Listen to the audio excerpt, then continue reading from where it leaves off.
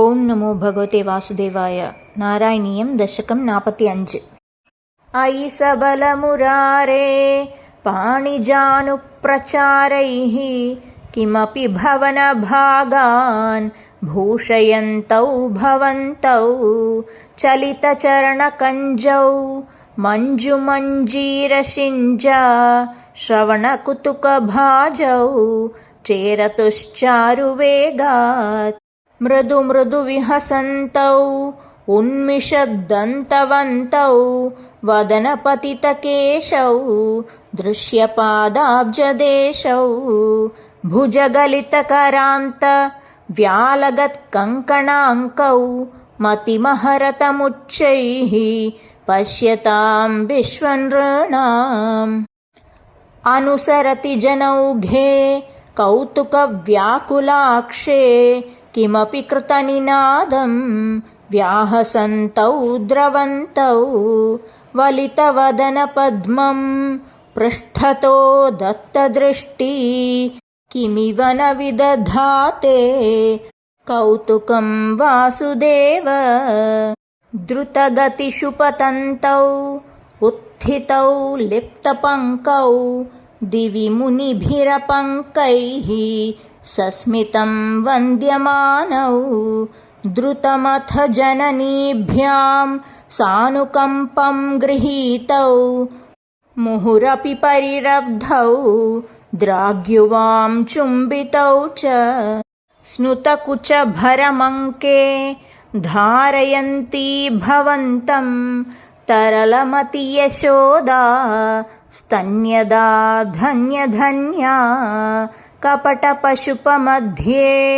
ముగ్ధహాసాంకురం తే దశనముకుళహృద్యం వీక్ష్య వక్త్రం జహర్ష తదనుచరణచారీ దారకైః సాకమారాన్ నిలయతతిషు ఖేలన్ బాలచాపల్యశాలీ భవనశుకవిడాలాన్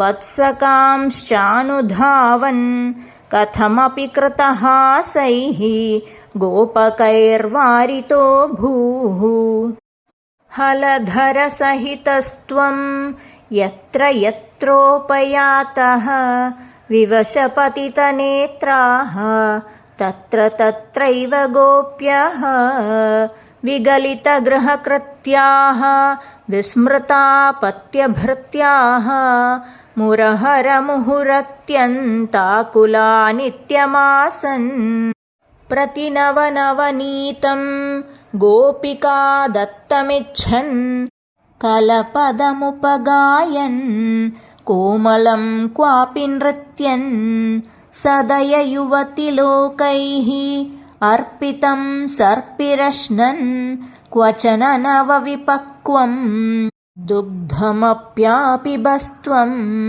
మమ ఖలు బలిగేః యాచనం జాతమాస్తాం ఇహ పునరబలానాం అగ్రతో నైవ కుర్వే ఇతి విహితమతిః కిం దేవ సంత్యజ్యయాంచాం దధిఘృతమహరస్త్వం చారుణాచోరణేన తవ దధిఘృతమోషే ఘోషయోషా జనానాం అభజత హృది రోషో నావకాశం న శోకః హృదయమపి ముషిత్వా హర్షసింధౌ న్యధాస్త్వం సమమ శమయ రోగాన్ వాతగేహాధినాథ శాఖాగ్రేథ విధుం విలోక్య ఫలమిత్యంబాం చ తాతం ముహుః సంప్రార్థ్యాథ తదా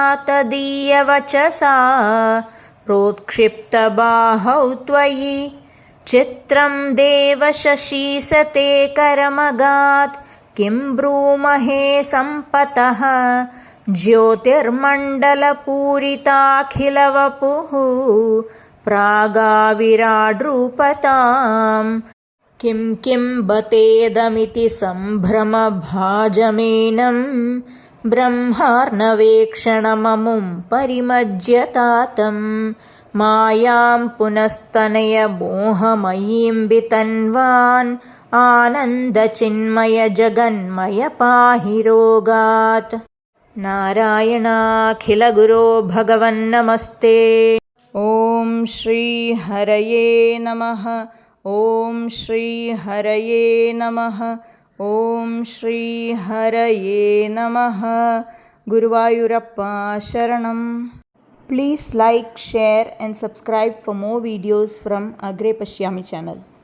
Follow us on Instagram, link in description.